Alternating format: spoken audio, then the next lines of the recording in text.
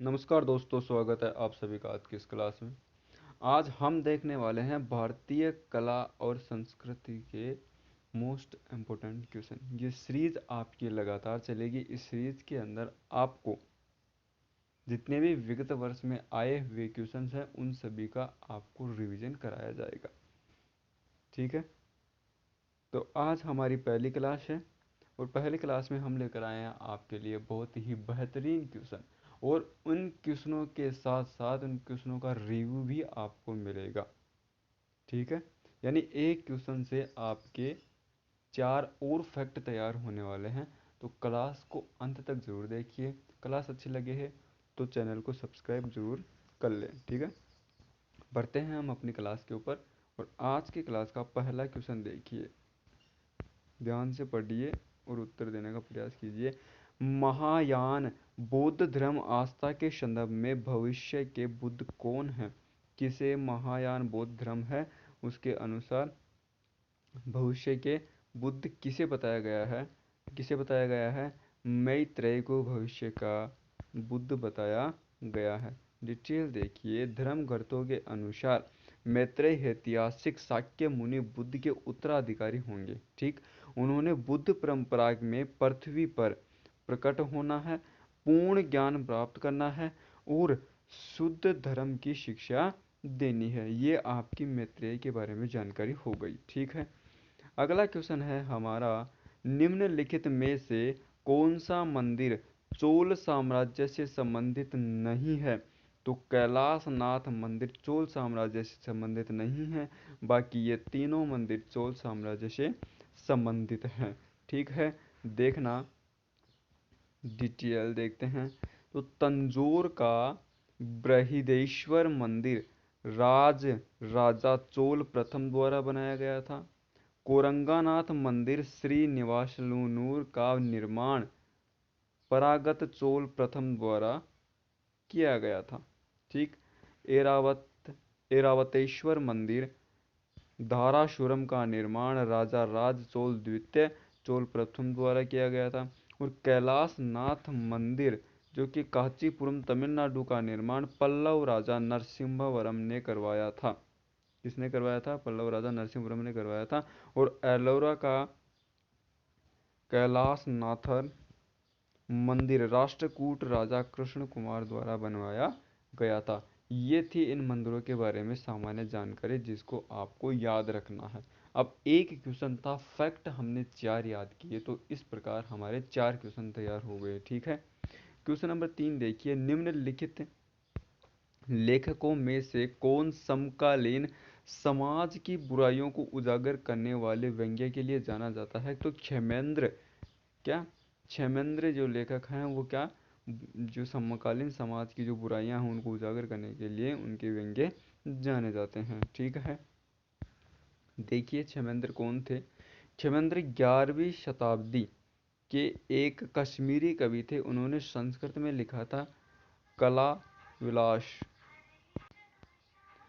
नरममाला जैसी उनकी अधिकांश रचनाओं में मनुष्य और समाज की आंतरिक कमजोरी और उस समय की भ्रष्ट अधिकारी मशीनरी का वर्णन किया।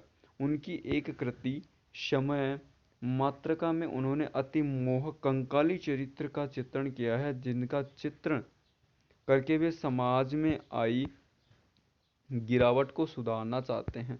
ठीक, संक्षिप्त में क्षेमेंद्र ने व्यंग्य का माध्यम चुना। क्या?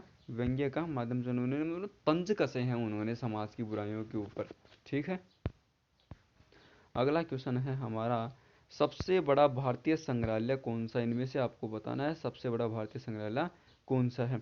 तो भारतीय संग्रहालय कोलकाता है जो सबसे बड़ा म्यूजियम है भारत का।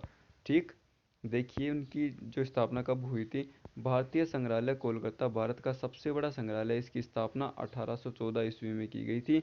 यह सबसे पुराना भारतीय संग्रहालय भी है, यानी सबसे ओल्डेस्ट म्यूजियम और सबसे बिगेस्ट म्यूजियम कौन सा है? कोलकाता में है। कहाँ है? कोलकाता में। स्थापना कब की गई थी? 1814 में इसकी स्थापना की गई थी।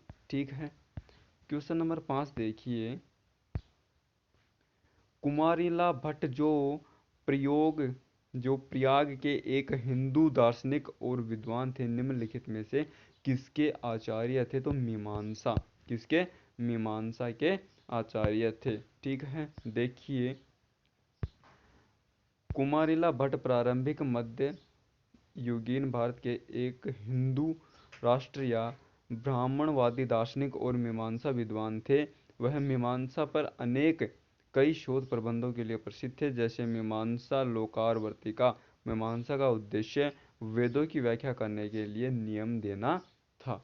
ठीक है, अगला सवाल है क्वेश्चन नंबर 6।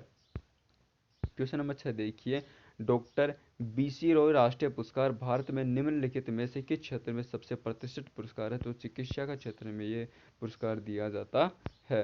ठीक है, किसके क्षेत्र में? चिकित्सा के क्षेत्र में दिया जाता है। तो डॉक्टर बीसी राय राष्ट्रीय पुरस्कार चिकित्सा के क्षेत्र में उत्कृष्ट योगदान को मान्यता देने के लिए भारत में दिया जाने वाला एक प्रतिष्ठित पुरस्कार है।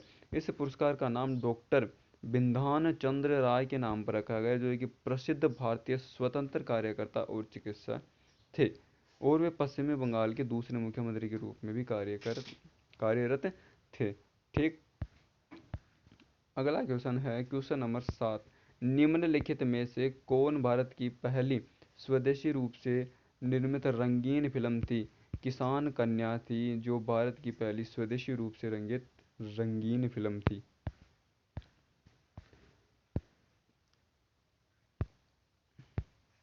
किसान कन्या सआदत हसन मंटो द्वारा लिखित थी और अर्देशियन ईरानी द्वारा निर्मित थी। ठीक, क्वेश्चन नंबर 8।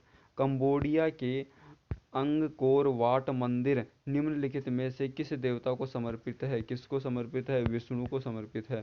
ठीक, क्वेश्चन नंबर 9 देखिए, निम्नलिखित में से किसे शुद्धादित्य दर्शन को प्रतिपादित किया है? तो वल्लभाचार्य ने। किसने?